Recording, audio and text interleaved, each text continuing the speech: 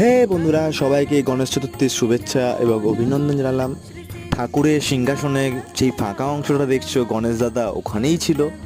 গণেশ দাদা অনেকদিন ধরেই সিংহাসনে ছিল, তাই গায়ে নোংরা পড়ে গিয়েছিল, তাই ভাবলাম দাদাকে রং করা যাক, তাই সাদা রং নিয়ে নিলাম। দাদার পুরো শরীরে সাদা রং করে দেবো, তারপরে নতুন রং করব আমি। সাদা রং করবার একটাই কারণ, তার উপরে যে কোনো রং ভালোভাবে ধরে যায়। দেখো, দাদাকে পুরো সাদা রং করে দিয়েছি। দেখো, আমি রং দিয়ে রং তৈরি করছি। প্রথমে সাদা রং নিয়ে নিলাম, তারপরে লাল রং, দুটো মিক্স করে দেখো পিঙ্ক কালার হয়ে গিয়েছে। গণেশ দাদার গায়ে ভাবলাম আমি পিঙ্ক রংটাই দেব। গণেশ দাদার সুঁড়েও আমি পিঙ্ক রংটা দিচ্ছি।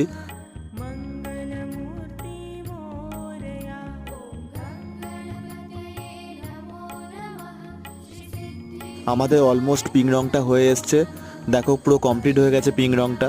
1 মিনিটের শর্টসে পুরো রং করার ভিডিওটা দেখানো যায়নি, তাই পার্ট 2 ভিডিওতে কভার করার চেষ্টা করব।